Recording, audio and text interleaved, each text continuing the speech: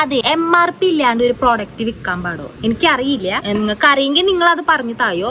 എന്റെ വീടിന്റെ അടുത്തേ ഒരു വെസ്റ്റേൺ ബേക്കറി, അവിടുന്ന് ഞാനൊരു മിഠായി മേടിച്ചിട്ടുണ്ടായിരുന്നു. ജെല്ലി മിഠായി ഉണ്ടല്ലോ, അത് മറ്റേ കുഞ്ഞിതല്ല, നമ്മളിങ്ങനെ സ്പൂൺ കൊണ്ടൊക്കെ ഇങ്ങനെ കോരി തിന്നാൻ പറ്റുന്ന അത്രയും നല്ല ജെല്ലി ആയിട്ടുള്ള ഒരു പ്രോഡക്റ്റാണ് ഞാൻ മേടിച്ചത്. അപ്പോൾ മേടിക്കുന്ന സമയത്ത് ഇതും MRP ഇല്ല. അപ്പം ഞങ്ങൾ ചോദിച്ചു ഇതെന്താ MRP ഇല്ലാത്തതെന്ന്. അപ്പം അവർ പറഞ്ഞ റീസൺ ഇതായിരുന്നു, അത് പുറത്തുനിന്ന് കൊണ്ടുവന്നിട്ടുള്ളതാണ്, ഏതോ ഗൾഫ് കൺട്രിയിൽ നിന്ന് കൊണ്ടുവന്നിട്ടുള്ളതാണ്. അറ്റ്ലീസ്റ്റ് ഇപ്പം ഞാനിപ്പോൾ ഇന്ന് എന്താ പറയുക, ഒരു ബബിൾ കം മേടിച്ചിട്ടുണ്ടായിരുന്നു. അതുമേ എന്താ പറയുക, സൗദി അറേബ്യ എന്ന് എഴുതിയിട്ടുണ്ട്, അവിടുന്ന് കൊണ്ടുവന്നിട്ടുള്ള ഒരു ബബിൾ കം. അതേപോലെ എന്തെങ്കിലും ആ പ്രോഡക്റ്റും ഉണ്ടായിരുന്നെങ്കിൽ നമുക്ക് അങ്ങനെയെങ്കിലും വിശ്വസിക്കായിരുന്നു. വല്ല അറബിയോ അല്ലെങ്കിൽ സൗദി അറേബ്യ എന്ന് പറഞ്ഞിട്ടുള്ള പേരോ അതൊന്നുമില്ല. ആകപ്പാടെ ആ പ്രോഡക്റ്റും ഉള്ളതെന്ന് പറയാനായിട്ട് പൈനാപ്പിൾ ഫ്ലേവർ. പിന്നെ അതിൻ്റെ ആ പാക്കിൻ്റെ ബാക്കിലുള്ളത് എക്സ്പയറി ഡേറ്റ് ഉണ്ട്, അതെന്ന് പാക്ക് ചെയ്തു എന്നുള്ള ഡേറ്റ് ഉണ്ട്.